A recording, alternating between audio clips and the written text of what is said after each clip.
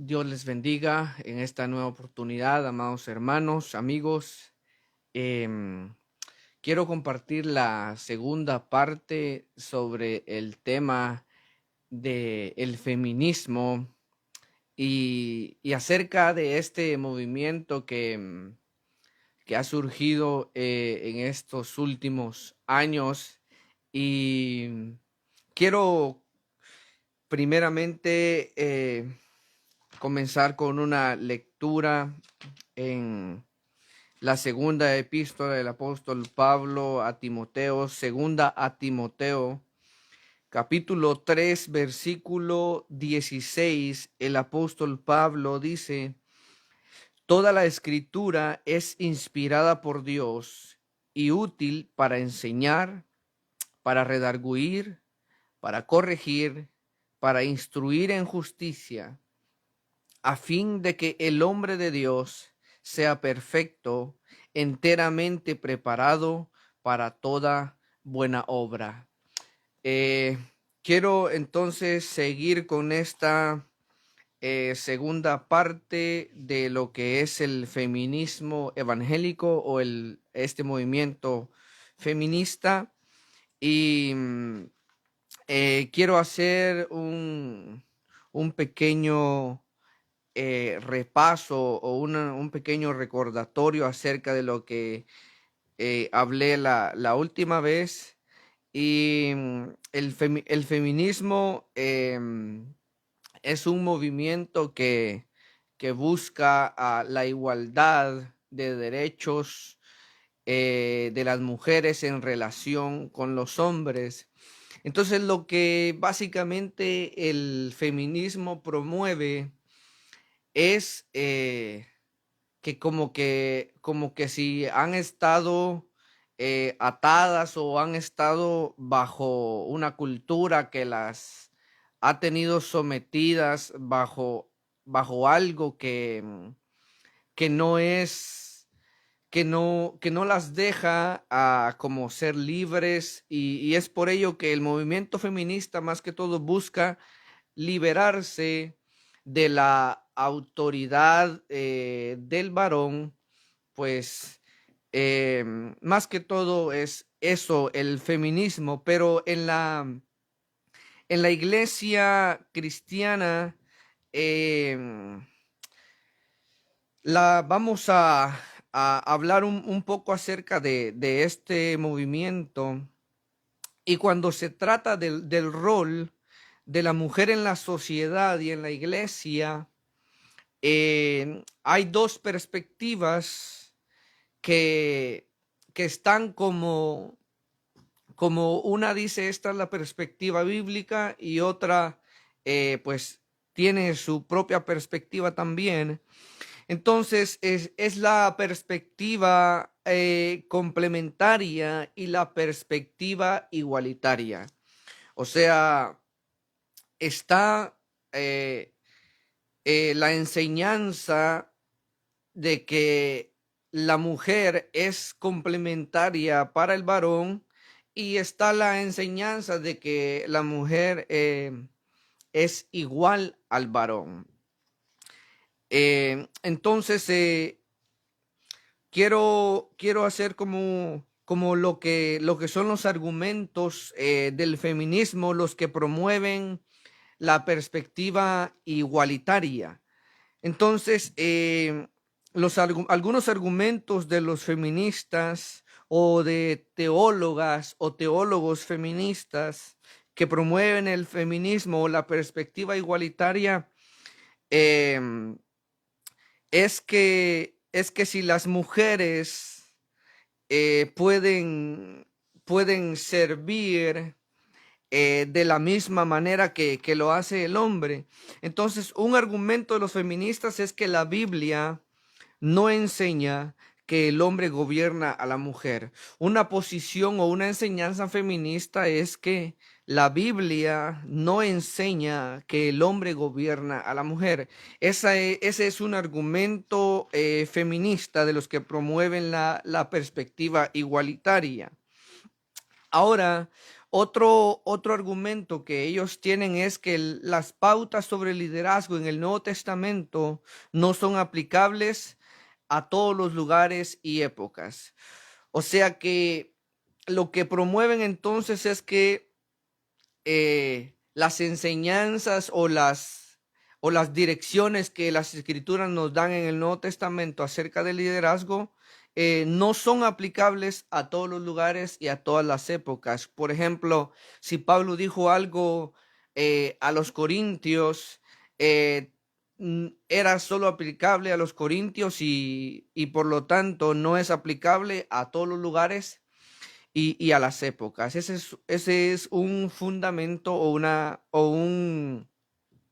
una base que tiene el feminismo. Esa es una segunda. Una tercera posición o un tercer argumento es que las mujeres fueron líderes en el Antiguo y en el Nuevo Testamento.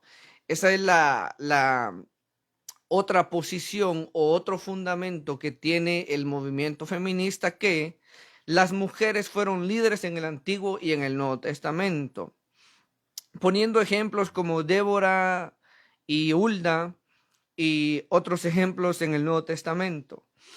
Otro argumento u otra base que también tienen los feministas, los que promueven el feminismo, es la prohibición de Pablo en Primera a Timoteo capítulo 2 pudo haber sido local o temporal, o la prohibición que el apóstol Pablo da en su primera carta a Timoteo.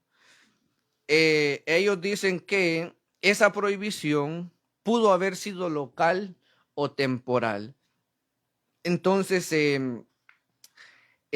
otra posición o otra base, otro argumento también es que la prohibición de Pablo lo que Pablo enseña y le dice a Timoteo en el capítulo 2, lo que Pablo le dice a Timoteo allí, según el movimiento feminista, es que esa prohibición estaba relacionada con el pensamiento rabínico y que ese pensamiento rabínico que el apóstol Pablo tenía estaba en conflicto con el pensamiento cristiano, y que como Pablo tenía esa lucha entre el pensamiento eh, rabínico y el pensamiento cristiano, como Pablo supuestamente tenía esa lucha en mente, Pablo pudo haber estado errado en eso que él dijo.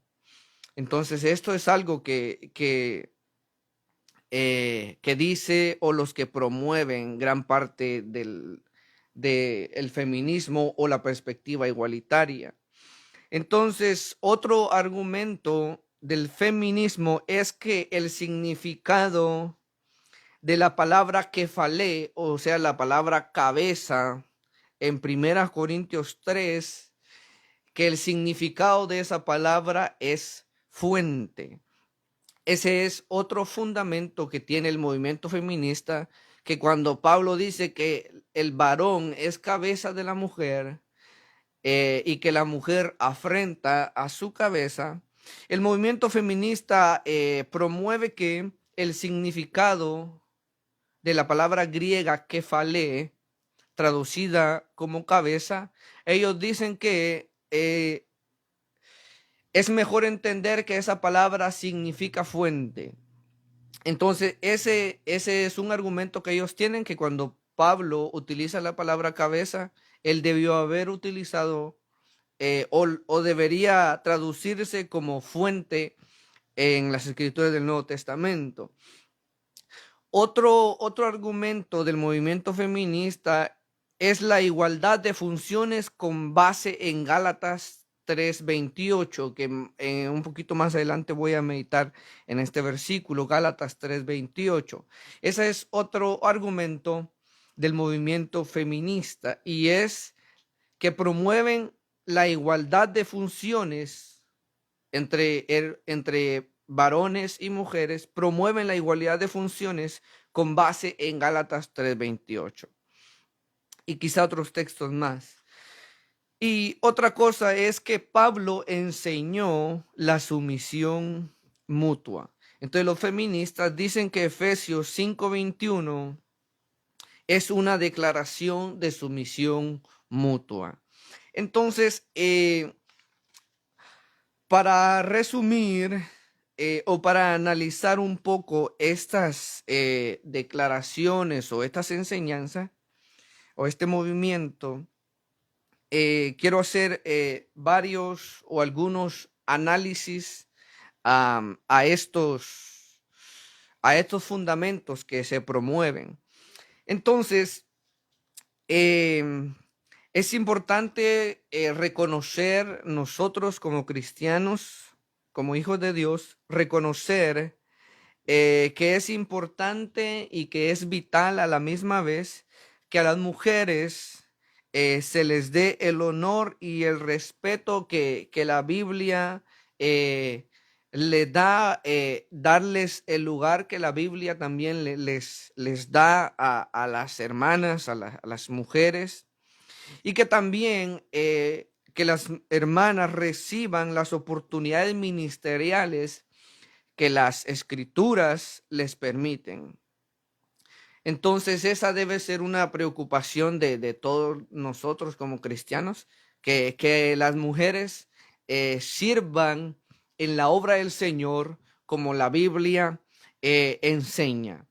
Entonces, con respecto al fundamento de Gálatas 3:28, Gálatas capítulo 3:28, el apóstol Pablo le escribió a los Gálatas y les dijo, ya no hay judío ni griego, no hay esclavo ni libre, no hay varón ni mujer, porque todos vosotros sois uno en Cristo Jesús. Entonces, Gálatas 3:28 deja claro que todos los creyentes, hombres y mujeres inclusive, tienen el mismo estatus espiritual ante Dios o delante de Dios. O sea, hermanos y hermanas, varones y mujeres, tenemos el mismo estatus espiritual delante de Dios o ante Dios. Entonces, todos los creyentes, todos los cristianos, independientemente del género, dice la Escritura que estamos en Cristo. Espiritualmente somos iguales, espiritualmente somos iguales. Y eso es lo que Pablo está diciendo acá cuando les habla a los Gálatas. Entonces, es un error utilizar el pasaje de Gálatas 3:28 para argumentar. Es un error utilizar este texto que utilizarlo como argumento para que las mujeres puedan servir también en las posiciones ministeriales que Dios ha dispuesto en su soberanía y en su autoridad dejar para los varones. Entonces, es claro que en Gálatas 3:28, el tema que Pablo está tratando acá es el tema de la salvación con respecto a la salvación. Y ese es el énfasis que está en el contexto, versículos antes. Pablo está hablando de la justificación por la fe. Claro, está hablando entonces de la salvación que en Cristo nosotros con respecto a nuestra salvación no hay diferencia, porque Cristo no salva al varón porque es varón, Cristo no salva a la mujer porque es mujer, Cristo salva por su única y soberana gracia. Entonces, como ya dije, es un error utilizar Gálatas 3:28 para promover que las mujeres pueden ostentar o pueden ejercer la misma autoridad que Dios ha dejado ministerialmente hablando a los varones. Entonces, los feministas utilizan este versículo para enfatizar que las mujeres tienen la misma autoridad que los hombres en el hogar y en el ministerio. Ahora, pero si nosotros vemos que que el versículo que estamos viendo en Gálatas, ese versículo no dice que las distinciones o que las limitaciones del sexo se borran en Cristo. Este versículo no dice que la mujer deja de ser mujer porque está en Cristo. Este versículo no dice que el esclavo deja de ser esclavo porque está en Cristo. Entonces, este versículo tampoco dice que el judío deja de ser judío porque está en Cristo. Entonces, lo que aquí está hablando es que en la salvación o delante de Cristo, con respecto a nuestro nivel espiritual, a nuestro estatus espiritual, no hay diferencia porque somos uno en Cristo Jesús. Y eso es lo que el apóstol Pablo dice allí. Por ejemplo, Pablo y los apóstoles enseñan mucho que los siervos estén sujetos a sus amos. Por ejemplo, cuando Pablo le escribió a Filemón sobre su esclavo Onésimo, Pablo no le dijo solo porque él es ahora cristiano, porque él es ahora hijo de Dios, él ha dejado eh, de deberte o ha dejado de ser un siervo tuyo. Entonces, al contrario, cuando Pablo dice que no hay diferencia entre esclavo y ser libre, Pablo no quería dar a entender que nosotros ya no debemos someternos o que los esclavos en ese tiempo no debían someterse aún. El apóstol Pablo, o si no estoy mal, el apóstol Pedro dice que aun si nuestros amos son creyentes, debemos servirles con más gozo y que los amos también eh, ejerzan su liderazgo con gozo, no sobrepasando una autoridad mayormente que ahora somos hijos de Dios. Entonces, cuando la palabra utiliza el término amo en ese tiempo, amo tenía que ver como por ejemplo hoy en nuestros días con nuestros jefes, en el trabajo. Entonces, eso es algo que es importante analizar. Entonces, por ejemplo, cuando Pablo dice que no hay diferencia entre hombre y mujer, eso quiere decir que no hay diferencia en el privilegio espiritual, no en la actividad, porque en la actividad Dios ha reservado eh, ciertos privilegios para los hombres y ciertos privilegios para las mujeres.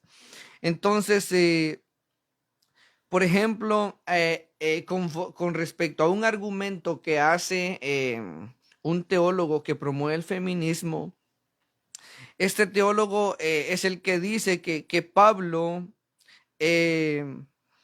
Pablo pudo haber estado equivocado eh, al escribir lo que él le dice a Timoteo y que probablemente en Pablo había un conflicto entre su pensamiento rabínico y en su pensamiento cristiano, porque recordemos que el apóstol Pablo, él venía de algo tan tremendo que el apóstol Pablo dice que él era fariseo de fariseos, él perseguía a los cristianos. Entonces el apóstol Pablo viene de un trasfondo que él en su humanidad era imposible aceptar que los que estaban creyendo en Cristo pudieran ser salvos. Mas, sin embargo, Cristo cambió al apóstol Pablo totalmente y es ahí cuando el apóstol Pablo comienza a predicar el evangelio según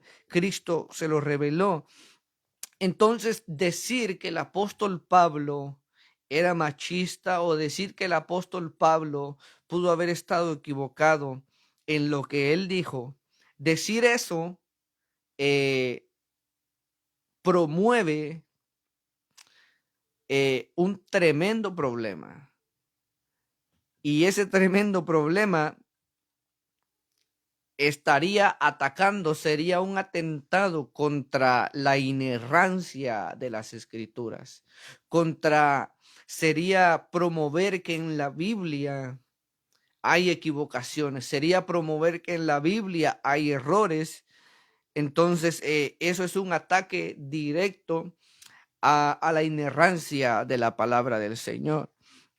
Entonces, ellos promueven también que Pablo probablemente se equivocó cuando escribió Efesios. Entonces, si Pablo se equivocó al escribir Efesios capítulo 5, verso 21, si Pablo se equivocó al escribir Primera a Corintios 11, si Pablo se equivocó al escribir Primera a Timoteo 2, entonces se estaría promoviendo que la Biblia o que las escrituras no son confiables. Entonces, ese es un tremendo problema que se estaría promoviendo o llevando a cabo al decir que Pablo pudo haberse equivocado o que Pablo tenía una perspectiva machista. Entonces, los problemas del feminismo, hay varios problemas y en sí vemos que el feminismo tiene una perspectiva baja acerca de la inspiración bíblica. O sea que no tratan de aceptar la realidad de las escrituras. Entonces, es un ataque directamente a la palabra del Señor. Otro problema que el feminismo también tiene es un método erróneo para entender o para interpretar las escrituras. Entonces,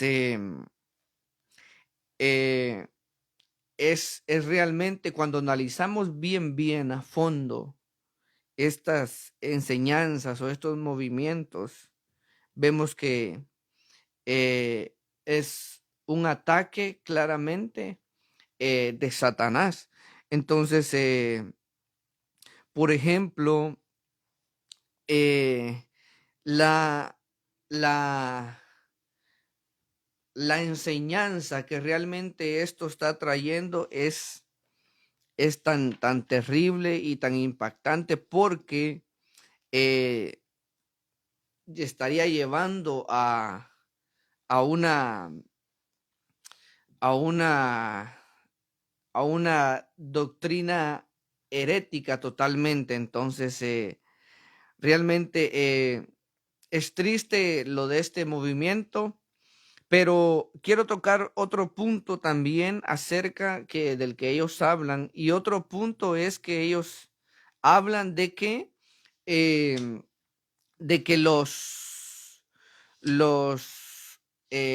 los parámetros o las enseñanzas que están en el Nuevo Testamento acerca del liderazgo no son aplicables a todos los tiempos, y que como no son aplicables a todos los tiempos, la iglesia o los líderes en la iglesia tienen la flexibilidad de acomodarse o de aplicar esas enseñanzas según lo requiera la congregación. Entonces, pero si los principios de las escrituras son flexibles, estaríamos metiéndonos en un grave problema, porque eso estaría enseñando que las cosas pueden cambiarse. O sea que sería un desorden total.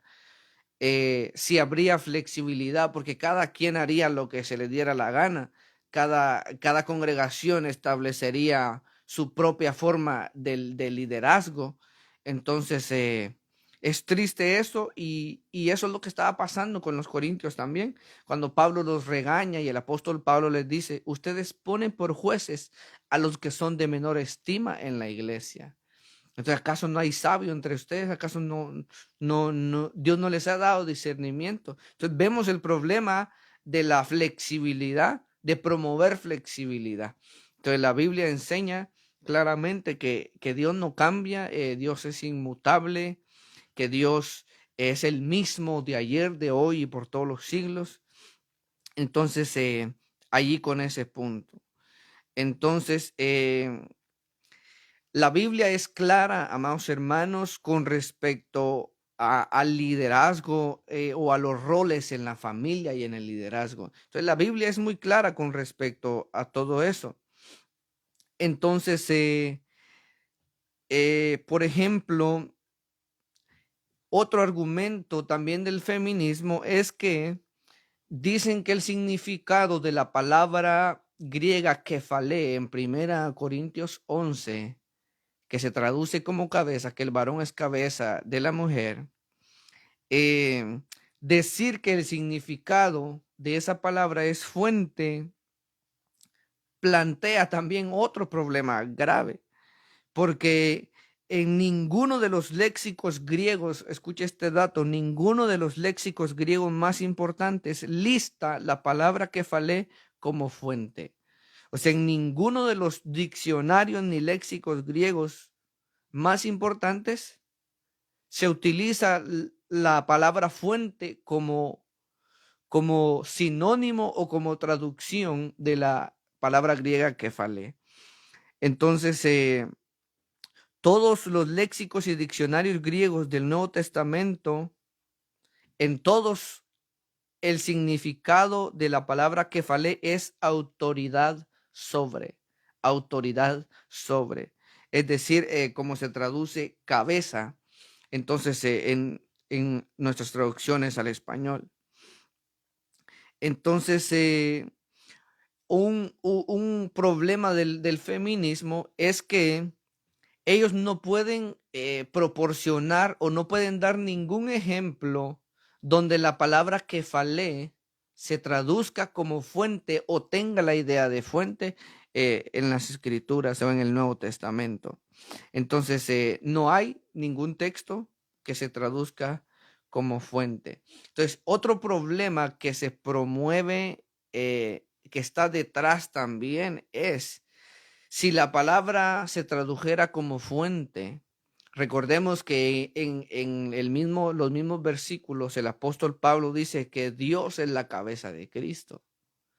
Y si utilizamos el término fuente, estaríamos diciendo que Dios es la fuente de Cristo. Entonces, al decir que Dios es la fuente de Cristo, estamos diciendo que Dios Padre entonces hizo existir a Cristo. Entonces, a partir de allí, se vendrían abajo una cantidad de doctrinas, eh, como creer que Cristo, que Dios es igual al Padre y que el Espíritu Santo es igual al Padre. Entonces, al promover ese significado de esa palabra, traería otro tremendo y grave error. Entonces, otro argumento que estamos analizando también es el concepto de sumisión mutua que promueve el feminismo. Ahora hay que analizar algo. En Efesios capítulo 5, verso 21.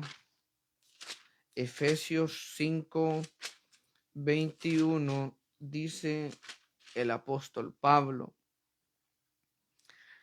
Cuando ellos ven estos versículos, por ejemplo, decir que la sumisión es mutua también traería una contradicción con respecto a los demás versículos que Pablo menciona en ese mismo capítulo. Entonces, es porque, por ejemplo, así como en Efesios, como en Colosenses, la sumisión de la esposa al esposo se da en el contexto también de los hijos en sometimiento a los padres. Y se da también el ejemplo del sometimiento de lo que son los empleados a sus empleadores. Entonces, en esos ejemplos vemos que el apóstol Pablo pone 3 ejemplos de sumisión. Y allí el apóstol Pablo dice en el versículo 21 de Efesios 5:21, el apóstol Pablo dice: someteos unos a otros en el temor de Dios. Y dice el verso 22, las casadas estén sujetas a sus propios maridos como al Señor. Y luego dice, porque el marido es cabeza de la mujer, así como Cristo es cabeza de la iglesia, la cual es su cuerpo, y él es su Salvador. Entonces, acá el apóstol Pablo está hablando claramente de la sumisión que debe haber. Entonces, Colosenses capítulo 3, versículo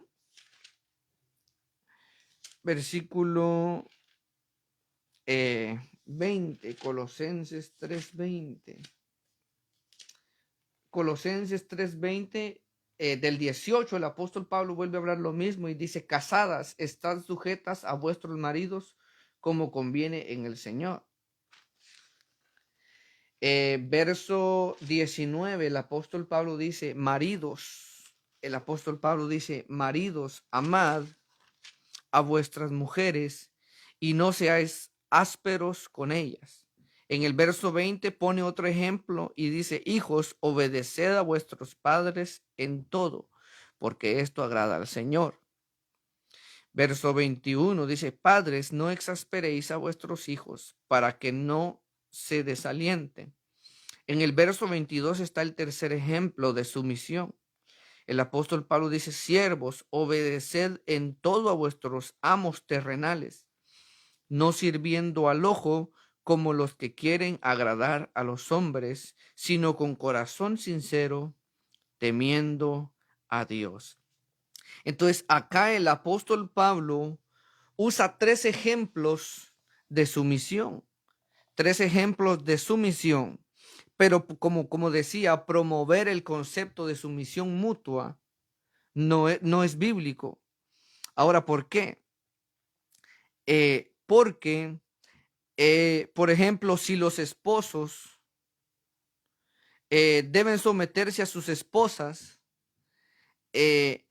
la hermenéutica apropiada o la interpretación que se debería seguir haciendo es también que los padres se sometan a sus hijos y que también los siervos se sometan a sus amos. Eso sería seguir la misma idea lógica. Entonces, nos damos cuenta que la sumisión de los hijos hacia los padres no es mutua. La sumisión de los siervos hacia sus amos tampoco es mutua. Entonces, yo no puedo decirle a mi jefe en el trabajo: ok, voy a hacer esto, pero pongámonos de acuerdo. ¿Será que tú quieres o no quieres? La sumisión no es mutua. En mi trabajo, yo tengo que hacer lo que me dicen. Yo no tengo que ponerme de acuerdo con él, o no es mutua esa sumisión. Entonces, de los hijos a los padres tampoco es mutua, porque nosotros como hijos o nuestros hijos no se tienen que poner de acuerdo con nosotros si se quieren someter o no. Entonces, esa sería entonces la línea de interpretación que requeriría ese mismo, esa misma, esa misma, ese mismo argumento que promueve el feminismo.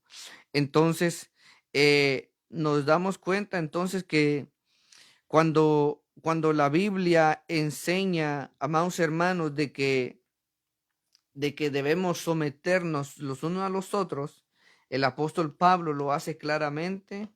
eh, lo hace claramente visible, y él dice que eso debe ser eh, en el Señor o como al Señor. Entonces, por ejemplo, sugerir, así como promueve entonces el feminismo, la perspectiva igualitaria, sugerir eso realmente conllevaría muchas cosas como un efecto dominó. O sea que la primera parte vota las otras partes y así se van votando, votando y votando. Entonces, realmente está triste porque esa posición permitiría entonces que la iglesia de hoy estaría desobedeciendo, o que cada quien estuviera haciendo lo que se le da la gana, como la historia en el libro de los jueces, que cuando dice que en ese tiempo no había rey en Israel y cada uno hacía lo que bien le parecía. O sea, cuando no hay líderes, cuando no hay una autoridad delegada, se hace lo que cada quien quiere hacer. Entonces, realmente, si nosotros consideramos hasta dónde puede llevar el feminismo, eh, puede llevar a negar todo lo que es únicamente masculino. Y eso también, escuche esto, conllevaría a revisar nuestro concepto de Dios como Padre y promovería, o sea, considerar hasta dónde puede llegar el feminismo. Eso promovería el pensamiento de Dios como madre e incluso defender la homosexualidad, que también están buscando derechos igualitarios. Pero todo eso por apartarnos de lo que las escrituras realmente enseñan. Hace unos días, estudiando este mismo tema, estaba escuchando una entrevista que le hacían a una teóloga católica o a una mujer católica, que le preguntaban si era posible ser feminista y a la vez practicar una religión. Entonces esta mujer decía que ella se sentía pues feliz, libre de ser feminista, promover el feminismo y a la vez estar en la iglesia católica. Entonces ella decía en esa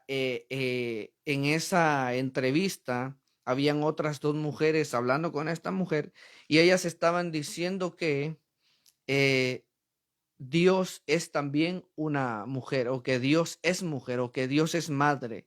O sea, es claro hasta dónde puede llegar el feminismo. Entonces el feminismo eh, está llegando tan lejos que si la iglesia cristiana, si el liderazgo no se preocupa por enseñar lo que realmente la Biblia enseña acerca de los hombres y de las mujeres, los varones y las mujeres, eh, se debe enseñar claramente el rol de cada uno y se debe enseñar la igualdad que tenemos en Cristo, pero con respecto a la actividad, con respecto a algunos privilegios que Dios ha dado a los hermanos varones.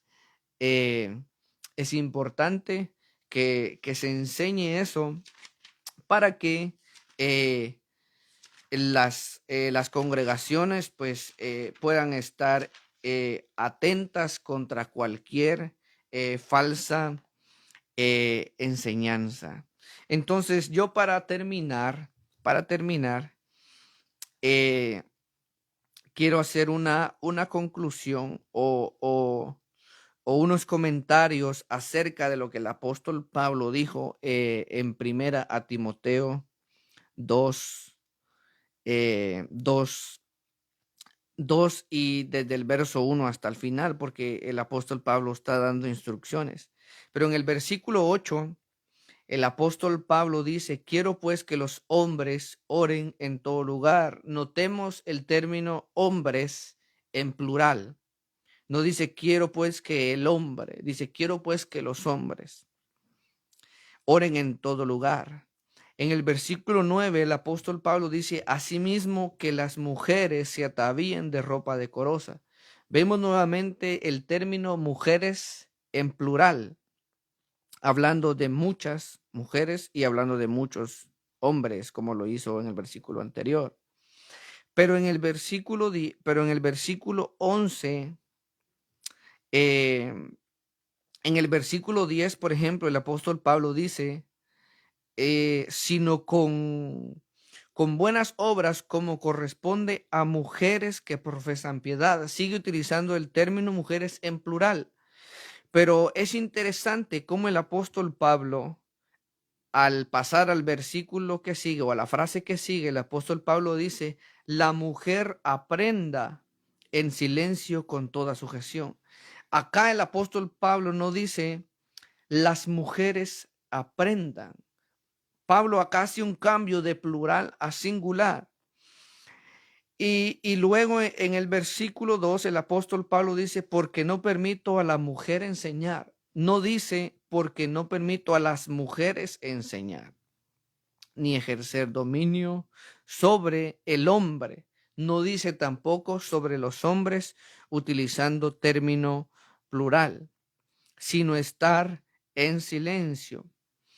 Y luego el apóstol Pablo dice, porque Adán fue formado primero, después Eva. Y Adán no fue engañado, sino que la mujer siendo engañada incurrió en transgresión. Pero quiero hacer una nota aquí al final. Quiero eh, leer el texto griego, una traducción griega que es palabra por palabra. Y al leer, al ver nosotros cómo traduce el interlineal griego, dice en el versículo 12, en el versículo 11 el apóstol Pablo dice, la mujer aprenda en tranquilidad, en tranquilidad. No utiliza la palabra silencio. Silencio no es lo mismo que tranquilidad.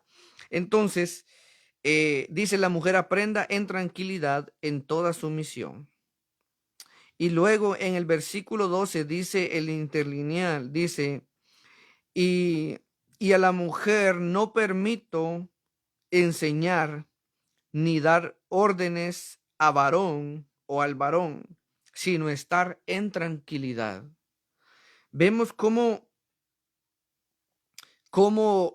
cuando nosotros vemos la palabra traducida como silencio en Reina Valera 60, si nosotros vemos en la misma Reina Valera 60, en el mismo capítulo, en el versículo 2, el apóstol Pablo utiliza la misma palabra griega que se utiliza en los versículos 11 y 12.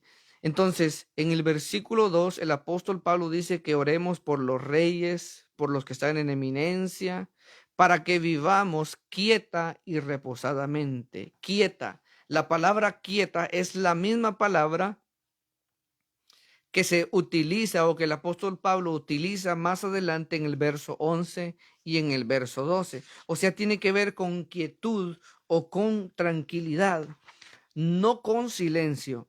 Entonces, yo quiero terminar este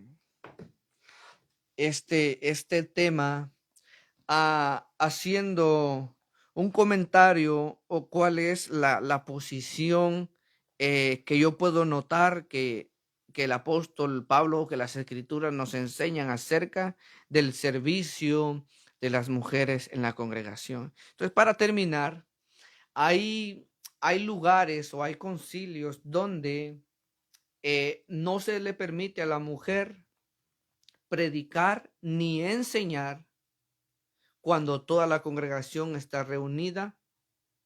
Entonces, yo personalmente, con respecto a lo que he aprendido en las escrituras, no creo que esa sea la posición correcta.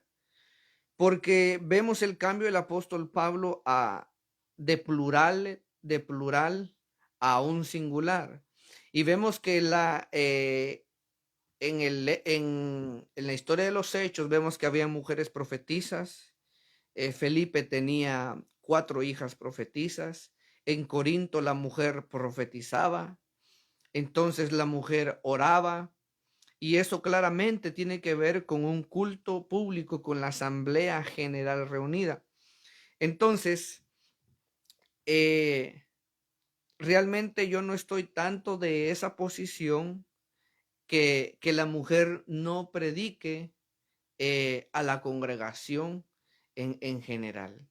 Entonces, pero lo que sí creo que la Biblia enseña y lo que sí la Biblia enseña es que los ministerios, por ejemplo, el pastorado, Dios lo ha reservado claramente a los varones. Y eso está bien claro en toda la Biblia, en todo el Antiguo Testamento. Todos los libros fueron escritos por varones. En todo el Nuevo Testamento, todos los libros también fueron escritos por hombres. Cuando Cristo llamó a apóstoles, él llamó solo a varones. Entonces, eso no quiere decir que Dios no utiliza a las mujeres en la obra del Señor.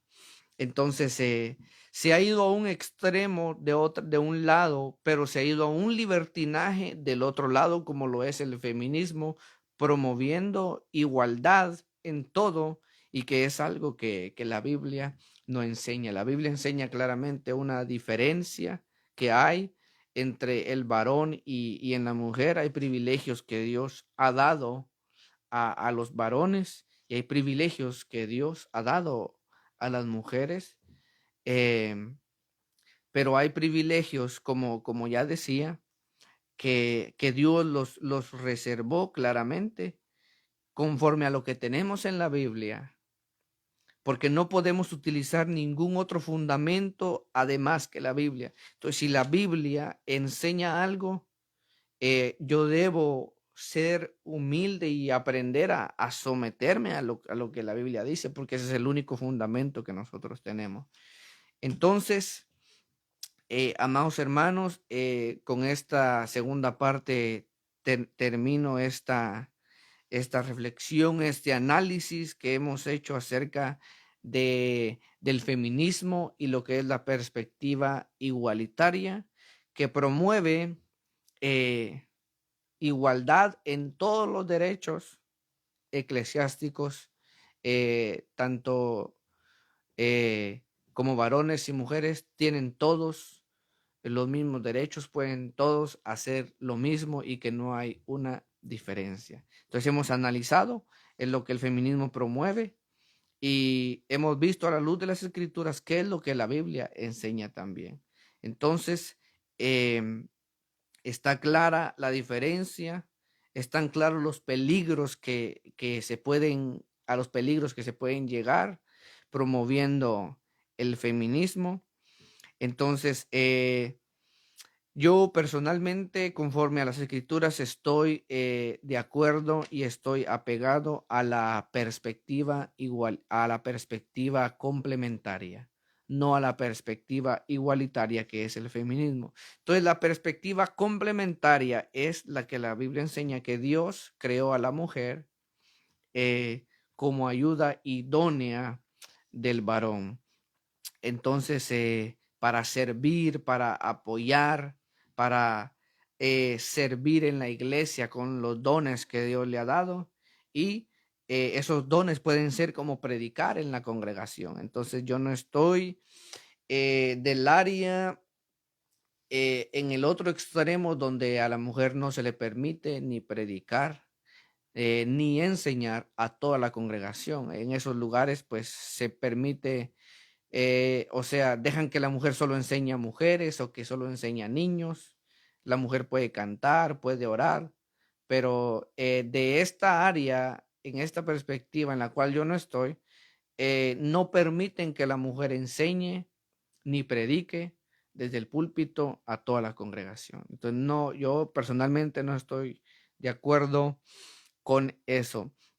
Entonces, yo estoy de acuerdo con que la mujer puede predicar, puede enseñar, siempre y cuando la mujer no sobrepase, o todas estas siervas no sobrepasen el límite que Dios ha establecido dentro de nosotros. Entonces, que Dios les bendiga, amados hermanos, y espero que sé que esto es algo que no se toca tan en tantos lugares, o quizá hay personas que si nunca habían escuchado del feminismo ni saben qué es feminismo, pero eh, yo había sentido en mi corazón compartir esto para que estemos al tanto de todo lo que está aconteciendo en el contexto de la iglesia cristiana. Y esto, el feminismo, no solo está en la iglesia cristiana, está también en lo no cristiano. Así que Dios les bendiga y será hasta una próxima oportunidad con otra nueva reflexión de la palabra del Señor. Bendiciones.